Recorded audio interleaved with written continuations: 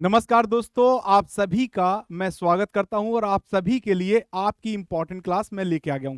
तो retail banking wealth management जो कि हमारा JAIIB का पेपर 4 है, वहां पर आज हम लोग नेक्स्ट यूनिट की समरी को तैयार करेंगे यानी प्रिपेयर करेंगे। और वो नेक्स्ट यूनिट हमारी कौन सी है? Unit number 9। कौन सी है दोस्तों? यूनिट नंबर 9, यानी रिटेल बैंकिंग वेल्थ मैनेजमेंट में जो हमारी मॉड्यूल बी है वहां पर यूनिट नंबर 9 है।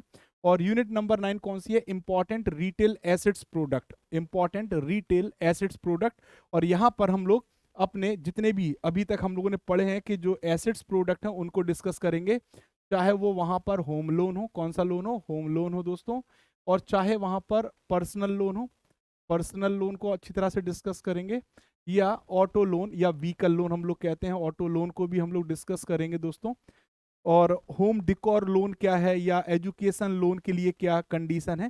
तो वो सभी रेमेडीज को हम लोग पढ़ेंगे जो जब भी हम लोन लेने जाते हैं तो हमें जो फॉलो करनी होती है, क्या क्या हमारे लिए अवेबिलिटीज होती हैं, उनको हम लोग आज कवर करेंगे। ठीक है दोस्तों, चलिए। तो सबसे पहले अगर हम बात करें इंट्रोडक्शन, तो रिटेल बैंकिंग प्रोडक्ट की अगर हम बात करते हैं तो आप सभी को पता है कि जो हमारे रिटेल बैंकिंग प्रोडक्ट हैं वहां पे लाइबिलिटी प्रोडक्ट भी होते हैं जिनमें हमारे डिपॉजिट्स अकाउंट होते हैं, और एसेट्स प्रोडक्ट भी होते हैं, और अदर प्रोडक्ट्स भी होते हैं। ठीक है दोस्तों, अदर प्रोडक्ट्स भी होते हैं। एक सेकंड दोस्तों, चलिए। ठीक। सो अदर प्रोडक्ट्स भी होते हैं। तो अभी तक हमने पढ़ा था कि हमारे पास जो रिटेल प्रोडक्ट है, पहला लाइबिलिटी प्रोडक्ट है, दूसरा हमारे पास रिटेल एसेट्स प्रोडक्ट है, और तीसरा हमारे पास अदर प्रोडक्ट्स हैं। ठीक है दोस्तों, तो हम लोग लाइबिलिटी प्रोडक्ट्स को पिछली क्लास में पढ़ चुके हैं। आज हमारा जो टर्न है, जो यूनिट है, वो रिटेल एसेट्स प्रोडक्ट की बात हम करेंगे। और जब रिटेल एसेट्स प्रोडक्ट की बात करेंगे तो एसेट्स प्रोडक्ट में सबसे पहले आपके सामने जो लोन आता है वो होता है होम लोन। कौन सा लोन? Home loan. फिर आपने देखा होगा व्हीकल लोन की हम बात करेंगे, एजुकेशनल लोन की बात करेंगे, पर्सनल लोन की बात करेंगे, क्रेडिट कार्ड रिसीवेबल्स और अदर रिटेल लोन की भी बात हम लोग करेंगे। ठीक है दोस्तों, सबसे पहले अगर हम बात करें तो लोन फॉर कंस्ट्रक्शन, जब भी हम लोन टाइप की बात करेंगे, होम लोन में लोन टाइप की बात करेंगे, तो लोन फॉर कंस्ट्रक्शन और purchase of house, house plot, renovation of old house etcetera. तो जब भी आप होम लोन के लिए जाते हैं, किसके लिए जाते हैं? होम लोन के लिए जाते हैं। तो होम लोन में आपको सबसे पहले किसके लिए? कंस्ट्रक्शन और परचेस करने के लिए, चाहे आप मकान खरीदिए, चाहे आप प्लॉट खरीदिए, या रिनोवेशन कराइए पुराने मकान को, आपको लोन मिलता है। तो loan for purchase of personal commercial vehicle, 4 और 2 व्हीलर्स, जो भी आप मतलब पहला पॉइंट क्या है हमारे पास? होम लोन का हमने डिस्कशन किया। दूसरा, हम किसकी बात करेंगे? ऑटो लोन की। किसकी बात करेंगे दोस्तों? ऑटो लोन की। और ऑटो लोन में चाहे आप पर्सनल या कमर्शियल व्हीकल को अगर परचेस करते हैं, चाहे वो 2 व्हीलर हो या 4 व्हीलर हो, उसकी बात करेंगे। पर्सनल लोन की बात करें तो हमें कोई भी पर्सनल एक्सपेंसेस के लिए जो भी पैसा चाहिए हमारे पास नहीं, हम बैंक से लोन ले सकते हैं, जैसे वाइट गुड्स के लिए, या meeting of personal expenses such as marriage वगैरह एक्सेट्रा। ठीक। तो in the family medical expenses है ना, लेजर टूर या travels etcetera, education loan etcetera. तो ये इतने प्रकार के आपको क्या मिलते हैं? रिटेल लोन्स प्रोवाइड किए जाते हैं बैंक की तरफ से। तो सबसे पहला पॉइंट हमारा होगा home loan. Home loan construction, अगर आप नया मकान बनवाना चाहते हैं या फ्लैट खरीदना चाहते हैं, है ना, तो आप होम लोन ले सकते हैं। ठीक है दोस्तों, जब भी आप नया मकान, न्यू हाउस या न्यू फ्लैट परचेस करना चाहें या कंस्ट्रक्शन कराना चाहें तो आपको होम लोन मिल जाएगा आसानी से।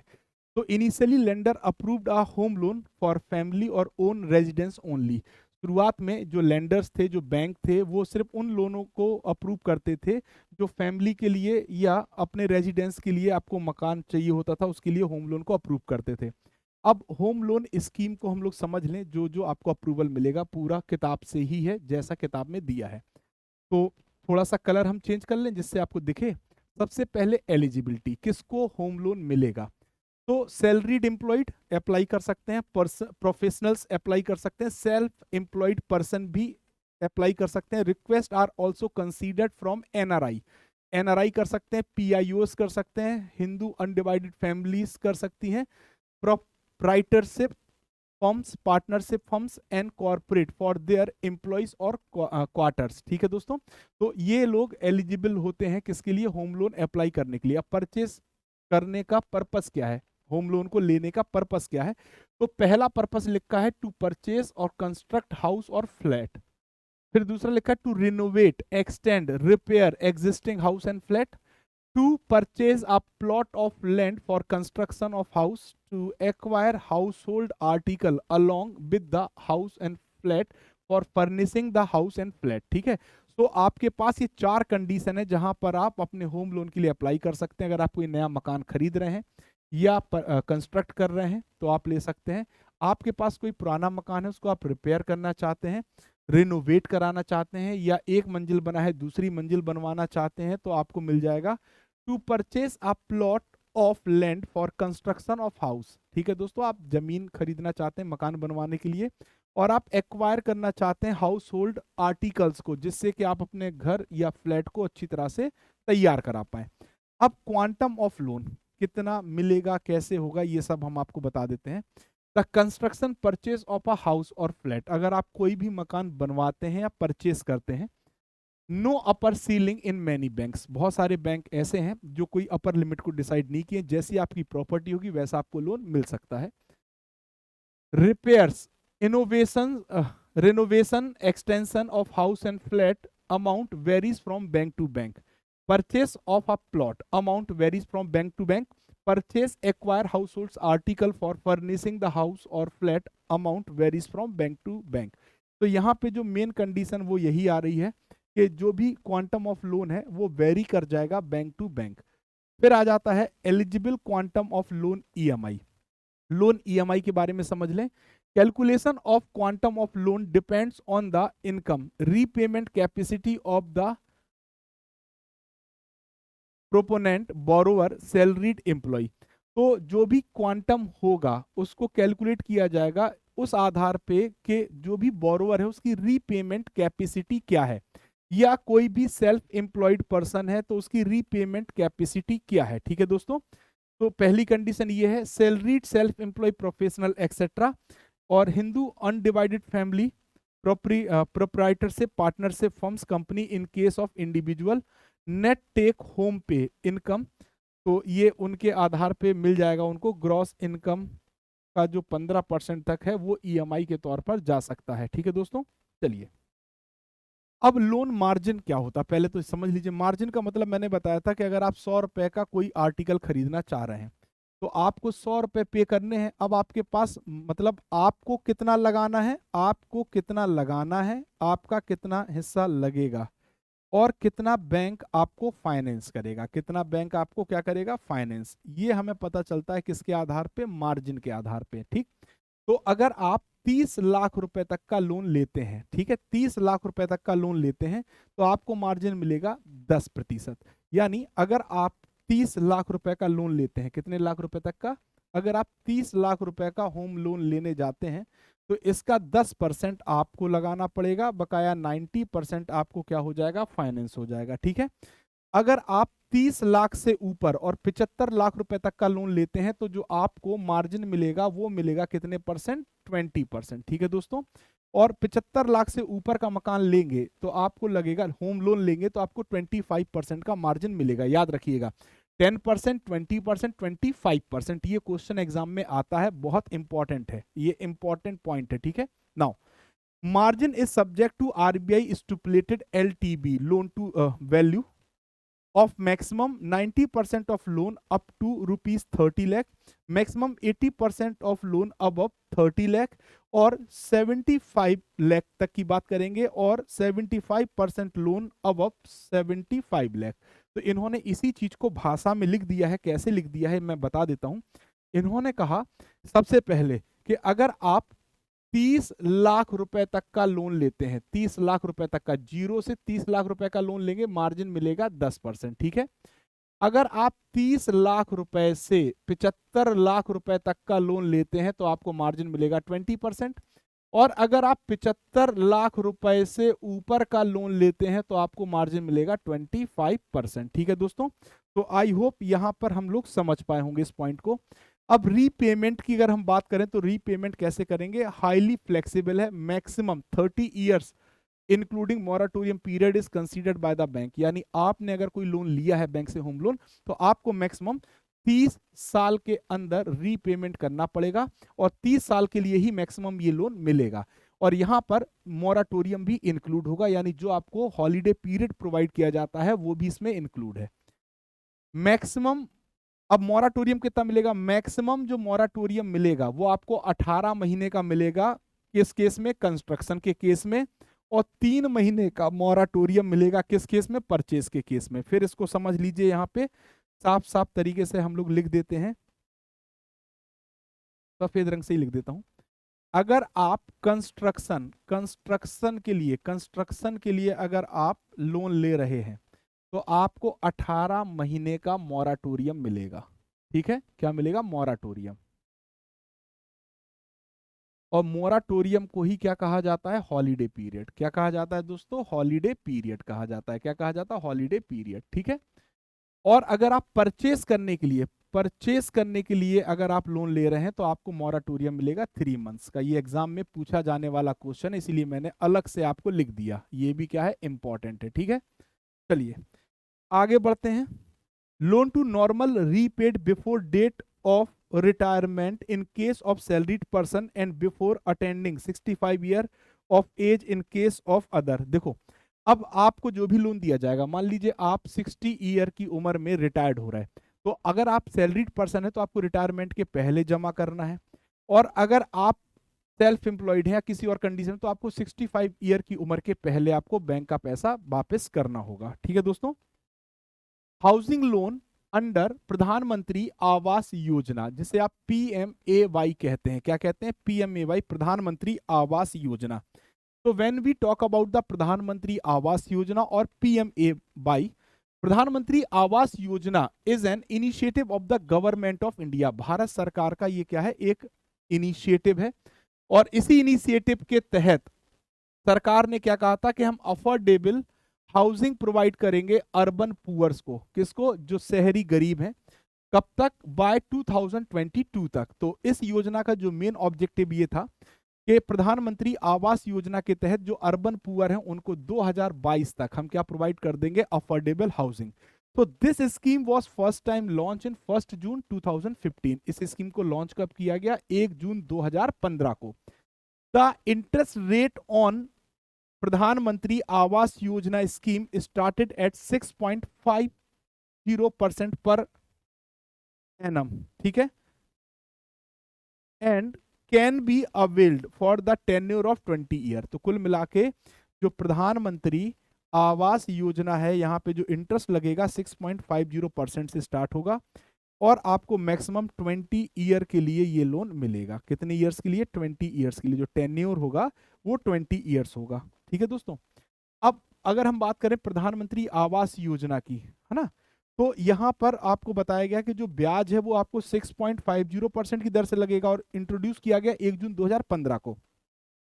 The deadline for availing the Pradhanmantri Awas Yojana class scheme for the MIG1 MIG2 category has been extended 31 March 2021। तो अभी जो MIG है ना, जो मीडियम इनकम ग्रुप है, चाहे 1 की कैटेगरी में चाहे 2 की कैटेगरी में, इनको 31 मार्च 2021 तक के लिए एक्सटेंड किया गया है। और वही स्कीम जो EWS है, इकोनॉमिकली वीकर सेक्शन है, उनके लिए 31 मार्च 2022 तक के लिए इसको क्या किया गया, एक्सटेंड। और इसी में आ जाते हैं EWS के साथ LIG, लो इनकम ग्रुप। ठीक है दोस्तों, याद रखिएगा, ये इंपॉर्टेंट पॉइंट इसलिए मैंने हाईलाइट करके लिखा हुआ है। चलिए अंडर प्रधान, अब क्या क्या बेनिफिट्स हैं, बेनिफिट्स को भी समझ लेते हैं। प्रधानमंत्री आवास योजना स्कीम के तहत, under Pradhanmantri Awas Yojana scheme subsidy interest rate is provided at 6.50% per annum on housing loan for the term of 20 years to all the beneficiaries. जितने भी लोग इस स्कीम के बेनिफिशरी हैं यानी लाभार्थी हैं, अगर वो इस स्कीम के तहत लोन लेते हैं तो उनको 6.50% की दर से लोन प्रोवाइड किया जाएगा अपने होम लोन के लिए, और उनको 20 ईयर्स में मैक्सिमम ये पैसा वापस करना होगा। डिफरेंशियली एबल्ड और सीनियर सिटीजन को इस लोन के तहत प्राथमिकता प्रोवाइड की जाएगी कि उनको जो भी मकान मिले वो ग्राउंड फ्लोर पे मिले। ठीक है दोस्तों। सस्टेनेबल और इको फ्रेंडली टेक्नोलॉजी का यूज किया जाएगा जब ऐसे मकान बनाए जाएंगे। The scheme cover entire urban area, ये स्कीम सभी अर्बन एरियाज को कवर करती है किसी अपने देश में। और अभी 4041 स्टैच्यूरी टाउन है जहां पे प्रायोरिटी बेसिस पर ये स्कीम को स्टार्ट किया गया है, जिसमें 500 क्लास 1 सिटीज भी हैं। This will be done in 3 faces, यानी इस स्कीम को 3 फेसेस में सब जगह पहुंचाया जाएगा। ठीक है। सो प्रधानमंत्री आवास योजना के जो बेनिफिशियरी हैं वो कौन कौन हो सकते हैं? सबसे पहले मिडिल इनकम ग्रुप MIG 1, फिर आता है MIG 2, फिर आता है LIG, और फिर आता है इकोनॉमिकली वीकर सेक्शन। तो जो MIG 1 है, इनको एनुअल 6 लाख से 12 लाख रुपए की अगर इनकम है तो उनको MIG 1 की कैटेगरी में रखा जाएगा, और 12 से 18 लाख तक की इनकम है तो उनको MIG 2 कैटेगरी में रखा जाएगा। अगर वहीं 3 से 6 लाख की आय अगर वार्षिक है तो उनको लोअर इनकम ग्रुप में रखा जाएगा, और जो लोग 3 लाख रुपए तक कमा रहे हैं उनको किसमें? इकोनॉमिकली वीकर सेक्शन में रखा जाएगा इस योजना के तहत। Now identification and selection of beneficiary under Pradhanmantri Awas योजना, कैसे हम सिलेक्ट करेंगे कि इनको लोन मिलना चाहिए, कैसे हम आइडेंटिफाई करेंगे कि इनको प्रधानमंत्री आवास योजना का लाभ मिलना चाहिए, तो उसके बारे में यहाँ पे इंफॉर्मेशन है। जो भी प्रधानमंत्री आवास योजना है, urban scheme cater mainly the housing requirement of the urban poor. इस योजना को मेनली शहर में जो गरीब लोग हैं उनके लिए इंट्रोड्यूस किया गया है। The scheme also cater the housing requirement of slum dwellers, जो ऐसे रिहायशी इलाके जो स्लम एरिया में रहे हैं उनको भी इसका लाभ मिलना चाहिए, और उनके पास तक भी इस स्कीम का लाभ पहुंचेगा या वो भी इसके बेनिफिशियरी हो सकते हैं। ठीक है दोस्तों। ऐसे लोग इनएडुकेट इंफ्रास्ट्रक्चर का सामना कर रहे हैं, यानी अपर्याप्त इंफ्रास्ट्रक्चर है, पुअर सैनिटेशन है या ड्रिंकिंग वाटर की व्यवस्था है, सो उनको भी इसी में रखा गया, यानी 2 कैटेगरी। सबसे पहले अर्बन पुअर, अर्बन पुअर को रखा गया है, और जो स्लम एरियाज में रह रहे उनको रखा गया है। ठीक है दोस्तों। चलिए अब अगर हम बेनिफिशरीज की बात करें, प्रधानमंत्री आवास योजना अर्बन, यू का मतलब है अर्बन। ठीक है दोस्तों। तो यहाँ पे मिडिल इनकम ग्रुप है, लो इनकम ग्रुप है, और इकोनॉमिकली वीकर सेक्शन है। यहाँ पे भी 2 कैटेगरी हैं, एक MIG 1 है और एक MIG 2 है। ठीक है दोस्तों। और ये MIG 1, MIG 2 या LIG या EWS किस आधार पे डिसाइड की गई है? इनकम के लेवल के। किसके आधार पे? इनकम लेवल के आधार पे। ठीक है दोस्तों, याद रखिएगा। तो सबसे पहले जो इंटरेस्ट सब्सिडी की हम बात करें, तो जो MIG जो EWS कैटेगरी है ना, इकोनॉमिकली वीकर सेक्शन, और LIG, ये सबसे कम आय वाले लोग हैं। तो इनको 6%, 6.50% पर एनम इंटरेस्ट सब्सिडी दी जाएगी, और वहीं MIG 1 को 4% पर एनम की सब्सिडी, और MIG 2 को 3% पर एनम की सब्सिडी दी जाएगी। कुल मिला के आय के आधार पर सब्सिडी प्रोवाइड की जा रही है। तो सबसे ज्यादा जो कमजोर होगा उसको सबसे ज्यादा सब्सिडी, यानी इकोनॉमिकली वीकर सेक्शन और LIG ग्रुप, इनको सबसे ज्यादा सब्सिडी 6.50% पर एनम। और इसके बाद आ जाता है MIG 1, उनको दिया जाएगा 4% पर एनम की सब्सिडी, और फिर आ जाता है MIG 2 जिनको दिया जाएगा 3% पर एनम की सब्सिडी इंटरेस्ट रेट पर। ठीक है दोस्तों। अब होम इंप्रूवमेंट लोन, अगर कोई व्यक्ति अपने घर को सजाना चाहता है, इंप्रूवमेंट करना चाहता है, तो उसको जो लोन मिलेगा, सबसे पहले है एलिजिबिलिटी एंड अदर कंडीशन। किसको मिलेगा इंप्रूवमेंट का लोन? तो कोई भी इंडिविजुअल ले सकता है, ग्रुप ऑफ इंडिविजुअल ले सकता है, मेंबर ऑफ कोऑपरेटिव सोसाइटी ले सकता है, जिसके पास अपना घर और मकान या फ्लैट है। Individual should have regular income from agriculture, professional trade, business, salary in case of employment. ठीक है दोस्तों। तो इनको ये लोन मिलेगा। इन case of employed person minimum 3 years, अगर कोई एम्प्लॉयड पर्सन है, नौकरी कर रहा है, क्या कर रहा है? एम्प्लॉयड पर्सन है, तो 3 साल उसकी नौकरी को होना चाहिए। अगर कोई बिजनेस कर रहा है, यानी सेल्फ, क्या है, अगर कोई सेल्फ मतलब एम्प्लॉयड है, सेल्फ एम्प्लॉयड है, तो उसका बिजनेस लगभग 3 साल से चलते रहना चाहिए। ये एक कंडीशन यहाँ पे रखी गई है। ठीक है दोस्तों। चलिए आगे बढ़ते हैं। अब होम इम्प्रूवमेंट लोन की बात करें तो एलिजिबिलिटी मैंने आपको बता दी है। पर्पस आपको नाम से ही पता चल रहा है कि होम इम्प्रूवमेंट किया जा रहा है, यानी फर्निशिंग की जाएगी हाउस और फ्लैट की इंटीरियर डेकोरेशन और air conditioner etcetera. Amount, quantum of finance varies bank to bank, ये बैंक टू बैंक डिपेंड करेगा। फिर मार्जिन 20 से 50% तक का मार्जिन होगा, ठीक है, यानी जितना प्रतिशत मार्जिन ज्यादा होगा उतना ही पैसा आपको लगाना पड़ेगा, ठीक है दोस्तों। सिक्योरिटी की बात करें तो equitable mortgage of property under repair और renovation of any other unencumbered immovable property also accepted by the bank. Disbursement की बात करें तो depending on the nature of the repair और रिनोवेशन। मेमोरेंडम की मॉराटोरियम की बात करें तो ये मॉराटोरियम कितने समय का मिलेगा, 3 महीने का, ठीक है दोस्तों। Repayment period as allowed by the bank. So ये चूंकि होम डिकोर लोन है, सो यहाँ पे मैक्सिमम चीजें बैंक के ऊपर डिपेंड करेंगी, बट मॉराटोरियम 3 महीने का रहेगा, याद रखिएगा मॉराटोरियम होम इंप्रूवमेंट में 3 महीने का। अब आ जाते हैं हम लोग ऑटो और व्हीकल लोन पर। सो ऑटो और व्हीकल लोन कौन कौन ले सकता है, सैलरीड एम्प्लॉय अप्लाई कर सकता है, प्रोफेशनल्स अप्लाई कर सकते हैं, सेल्फ एम्प्लॉयड कर सकते हैं, नॉन रेजिडेंशियल इंडियंस कर सकते हैं, और अगर हम बात करें तो partnership firms, proprietary concern and other type of corporate entities and HUF not eligible. Hindu undivided family not eligible है, ठीक है, याद रखिएगा HUF इसके अंदर नॉट एलिजिबल है, ठीक है, नॉट एलिजिबल, ठीक है दोस्तों। चलिए पर्पस की बात करें तो सिंपल सी बात है, या तो आप 2 व्हीलर लोगे या 4 व्हीलर लोगे, यही पर्पस होगा, ठीक है दोस्तों। ठीक, तो जो परचेज ऑफ 2 और 4 wheeler vehicle for purchase of used और सेकेंड हैंड, अगर आप देखिए 2 कंडीशन है यहाँ पे, अगर आप सेकेंड हैंड ले रहे हैं, purchase of second hand 2 wheeler 4 wheeler, bank generally stipulate vehicle age bar for the second hand vehicle. तो जब भी सेकेंड हैंड व्हीकल की बात आएगी तो बैंक एक टाइम बताएगा कि इससे पुराना आपका मतलब जो व्हीकल है नहीं होना चाहिए। लोन कैसा मिलेगा, term loan. Quantum of loan क्या है, मैक्सिमम लिमिट ऑफ फाइनेंस, जो भी उस पर मैक्सिमम फाइनेंस हो सकता है उतना फाइनेंस किया जा सकता है। No ceiling stipulated by the most of the bank, कोई भी मैक्सिमम बैंक ऐसे हैं जो मैक्सिमम लिमिट को डिस्क्राइब नहीं करते, ठीक है दोस्तों। In respect of new vehicle, जब न्यू व्हीकल की बात होगी, amount depends on the income of the applicant subject to insuring a minimum take home amount. तो यहाँ पे ये भी देखा जाएगा कि जो भी पर्सन है उसकी आय कैसी है उस आधार पे। और फॉर इंडिविजुअल की अगर हम बात करें तो 40 to 50% ऑफ ग्रॉस इनकम आपको लोन मिल सकता है।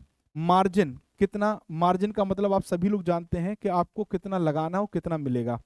जब आप नई कार खरीदेंगे तो 10% का मार्जिन है, यानी आपको 10% पैसा लगाना है, बकाया बैंक फाइनेंस कर सकता है, ठीक है दोस्तों।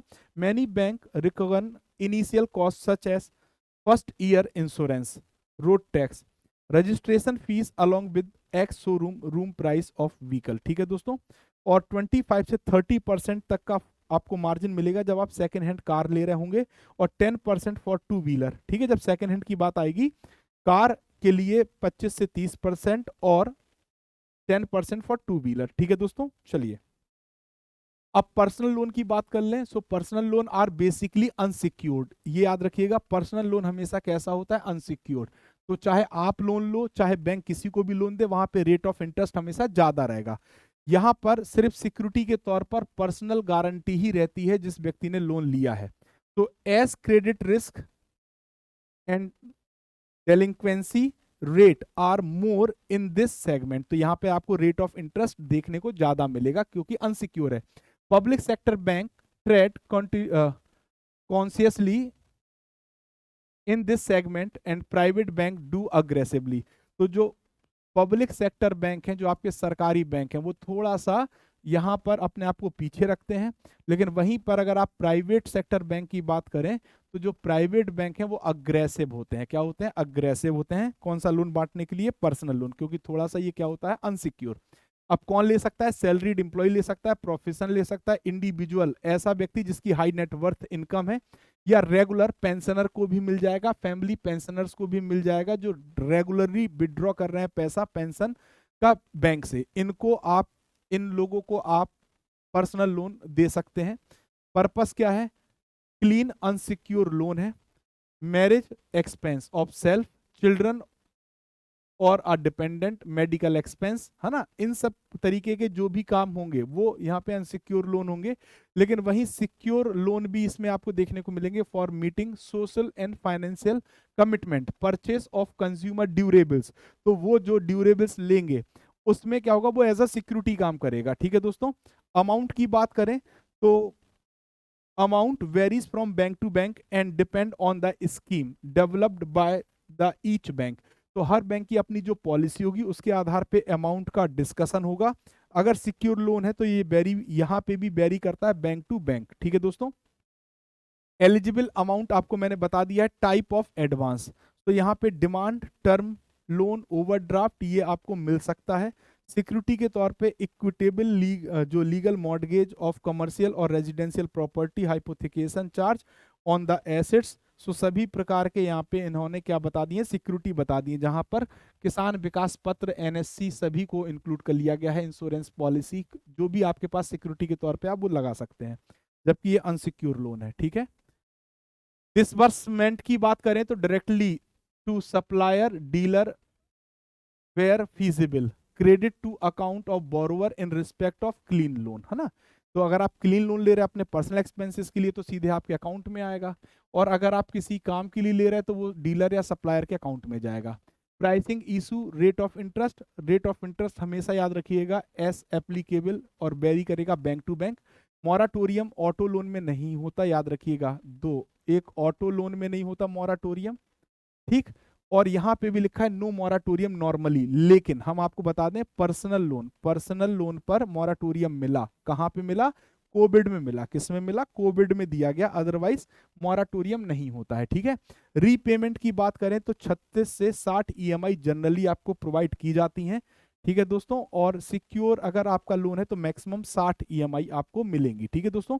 प्रोसेसिंग चार्जेस की बात करें तो एज एप्लीकेबल, ये बैंक के ऊपर डिपेंड करेगा प्रोसेसिंग चार्ज कितना लेना चाह रहा है। तो आपने 3 लोन देख लिए, एक आपने होम लोन देख लिया, एक आपने पर्सनल लोन देख लिया, एक आपने एजुकेशन लोन, ऑटो लोन देख लिया। अब हमारा आ जाता है एजुकेशन लोन। तो एजुकेशन लोन हमेशा पढ़ने वाले के लिए ही रहेगा। तो ऐसे स्टूडेंट जो Indian national secured admission to, मतलब इंडियन नेशन के हैं, भारत के हैं, उनको मिलेगा secured admission to a higher education course in India या अब्रॉड। ठीक, चाहे वो भारत में पढ़ना चाहें या विदेश में पढ़ना चाहें तो उनको ऐसा लोन मिल जाएगा। ठीक है। एंट्रेंस टेस्ट अगर मेरिट बेस पर कोई मतलब सिलेक्शन उनको हुआ है, जैसे कंप्लीटिंग HSC 10+2 और इक्विवेलेंट जब आप पास करते हैं तो आप अच्छे कोर्सेज के लिए अप्लाई करते हैं जहाँ पे फीस ज़्यादा होती है, तो वहाँ पर आपको लोन, एजुकेशन लोन के लिए आप अप्लाई कर सकते हैं। एलिजिबल कोर्सेज कौन कौन से हैं? जैसे ग्रेजुएशन आप कर रहे हैं, पीजी आप कर रहे हैं, पीजी डिप्लोमा कर रहे हैं, है ना, रिकॉग्नाइज कॉलेज यूनिवर्सिटी से, है ना, और आप यूजीसी या गवर्नमेंट AICTE या AIBMS या ICMR एक्सेट्रा से आप पढ़ाई करना चाहते हैं, तो कोई भी कोर्स जो कंडक्ट कराया जा रहा IIM में, IIT में, IISc में, है ना, तो ये जितने भी प्रतिष्ठित जगह है वहां पर अगर आप कोई कोर्स करते हैं, वो कोर्स का आपको मैंने पहले ही बता दिया, चाहे वो ग्रेजुएशन हो, पीजी हो, चाहे पीजी डिप्लोमा हो, आपको लोन मिल जाएगा। स्टडीड अब्रॉड, अगर आप विदेश पढ़ना चाहते हैं तो graduation for job orientation professional, अगर आप कोई कोर्स करना चाह रहे हैं, टीचिंग कोर्स आपको करना चाह रहे हैं रेपुटेटेड यूनिवर्सिटी से, पोस्ट ग्रेजुएशन में MCA MBA MS एक्सेट्रा करना चाह रहे हैं तो भी आपको एजुकेशन लोन मिल जाएगा। अब purpose to provide need based finance to meet their expenses for pursuing higher studies to eligible student. तो ऐसे स्टूडेंट जो हायर स्टडीज के लिए एलिजिबल हुए हैं उनको फाइनेंस प्रोवाइड करना, जिससे कि वो अपने एक्सपेंसेस कर पाएं और पढ़ पाएं। तो क्वांटम ऑफ फाइनेंस क्या होगा? पहले क्या होता था कि अगर आप इंडिया में पढ़ रहे हैं, पहले आप इंडिया में पढ़ रहे हैं तो आपको 10 लाख रुपए तक का लोन मिलता था, और अगर आप विदेश जा रहे हैं तो आपको कितना लोन मिलता था? 20 लाख रुपए तक का। लेकिन अभी आपने देखा होगा PSL के तहत ये कंडीशन खत्म कर दी गई है, और सीधे चाहे आप भारत में पढ़िए चाहे विदेश जाइए, आपको अप टू 20 लाख रुपीस तक का लोन प्रोवाइड किया जा सकता है। ठीक है दोस्तों। Margin up to 4 lakh, 4 lakh रुपए तक पर कोई मार्जिन नहीं है, यानी 4 लाख पूरा मिल जाएगा। 4 लाख से ऊपर अगर आप लोन लेते हैं तो स्टडीड इन इंडिया, अगर भारत में पढ़ रहे हैं तो 5% का मार्जिन, यानी जितना भी लोन लेंगे, जितना भी आपको फीस चाहिए, अगर 4 लाख से ऊपर वाली, तो उसका 5% आपको देना होगा, बकाया बैंक आपको दे देगा। स्टडीड अब्रॉड, अगर आप विदेश पढ़ने जा रहे हैं, 15% का मार्जिन आपको मिलेगा। Loan up to 7.5 lakh is eligible for credit guarantee coverage, scholarship, assistantship will be include in margin. ठीक है दोस्तों, मार्जिन में be brought in 1 year to brought in on year to year basis and when disbursement are made on a pro rata basis। तो simple है, इतना confusion नहीं करना है आपको। 4 लाख रुपए तक पे, 4 लाख रुपए तक पे जो मार्जिन है वो निल है। 4 लाख से ऊपर के लिए अगर आप बात करोगे तो आपको मार्जिन दिया जाएगा कितना परसेंट? 5%। कब? जब आप भारत में पढ़ रहे हैं, इंडिया में। और अगर आप विदेश पढ़ रहे हैं तो आपको मार्जिन दिया जाएगा 15%। ठीक है दोस्तों, चलिए आगे बढ़ते हैं। अमाउंट इंडिया की स्टडी के लिए भी 20 लाख है, मैंने पहले ही बताया, विदेश के लिए भी 20 लाख है। सिक्योरिटी 4 लाख तक पे कोई सिक्योरिटी नहीं है। 4 लाख से ऊपर और 7.5 लाख रुपए तक की जब बात आएगी तो पर्सनल गारंटी चाहिए पड़ेगी। 7.5 लाख रुपए से ऊपर के लिए टेंजिबल एसेट्स से या गवर्नमेंट सिक्योरिटीज जैसे एनएससी, केबीपी वगैरह से आपको लोन को सिक्योर करना पड़ेगा। डिसबर्समेंट की बात करें, to be disburse in stages, जैसे आपका सेमेस्टर होगा या आपकी ईयर की क्लास होगी, वैसे ही लोन को क्या किया जाएगा? Disburse. Moratorium 1 year after completion of studies, जैसे आपका कोर्स खत्म होता है 1 साल का आपको क्या मिलेगा? Moratorium. Pre payment issue, no pre payment charges, अगर आप प्री पेमेंट कर देते हैं तो बहुत अच्छा होगा। अब प्रोसेसिंग ऑफ रिटेल लोन, तो आपका जो रिटेल लोन है वो 2 तरीके से प्रोसेस किया जाता है। एक होता है स्टैंड अलोन मॉडल, दूसरा होता है सेंट्रलाइज मॉडल। तो स्टैंड अलोन मॉडल क्या होता है? जब भी हम स्टैंड अलोन मॉडल की बात करेंगे रिटेल लोन प्रोसेसिंग में, तो stand alone model for retail loan processing refers to processing of retail loan independently at the branch level. यानी स्टैंड अलोन में आपका लोन ब्रांच लेवल से अप्रूव किया जाएगा और based on the discretionary power given to the branch head, branch will be market the retail loan process the application and sanction of the loan based on the eligibility of the application। तो जब भी आप stand alone loan से, मतलब stand alone आपको finance किया जाएगा तो ब्रांच लेवल से किया जाएगा और ब्रांच इसलिए स्वतंत्र है कि आपका लोन अप्रूव करे, बस सभी एलिजिबिलिटीज को चेक करेगी, ब्रांच हेड डिसीजन ले पाएगा। वहीं पर अगर हम सेंट्रलाइज मॉडल की बात करते हैं लोन प्रोसेसिंग में, तो centralize model for retail loan processing refers to the processing of loan at a centralize place. ठीक है, तो जो लोन होगा वो कैसे किया जाएगा? सेंट्रलाइज प्लेस से प्रोसेस किया जाएगा और ये डिपेंड करेगा ज्योग्राफी ऑफ द ब्रांचेस पर। Bank adopt different centralize model, अलग अलग सेंट्रलाइज मॉडल को यूज करता है for processing of retail loan. Some of the name bank give these retail loan processing center. तो RLPCs जो होते हैं वो क्या है? जैसे retail loan factory, retail loan hub, या रिटेल लोन प्रोसेसिंग सेंटर, या रिटेल एसेट्स प्रोसेसिंग सेंटर, या रिटेल लोन ब्रांचेस। ठीक है दोस्तों, सो ये है आपका सेंट्रलाइज मॉडल। ठीक है, stand alone versus centralize model की अगर हम बात करें रिटेल लोन में, तो आपको मैंने बता ही दिया है कि ये आपका ब्रांच लेवल पे होगा, ब्रांच लेवल पे, और ये आपका कैसे होता है? सेंट्रल लेवल पे। तो इसका सबसे बड़ा एग्जाम्पल अगर आप देखना चाहें तो आप जब भी कोई ऑटो लोन अगर आप लेते हैं, तो जैसे अगर मान लीजिए आप कार लेने गए लोन, तो आप देखेंगे जो एजेंसी होगी कार की, जहां से आप कार उठा रहे हैं, वहां पे जो लोन सैंक्शन होता है, फाइनेंस किया जाता है, वो सेंट्रलाइज मॉडल से ही किया जाता है। ठीक है दोस्तों, चलिए, तो ये थी आज की हमारी क्लास। थोड़ी सी बड़ी थी क्योंकि ये यूनिट ही बड़ी है। तो आपको इस क्लास की PDF भी मिल जाएगी हमारे टेलीग्राम चैनल JAIIB CIIB बाला पर। तो आज के लिए धन्यवाद। नेक्स्ट यूनिट के साथ मैं फिर मिलूंगा, जुड़े रहिए PW के साथ JIIB CIIB बाला पर। Thank you very much.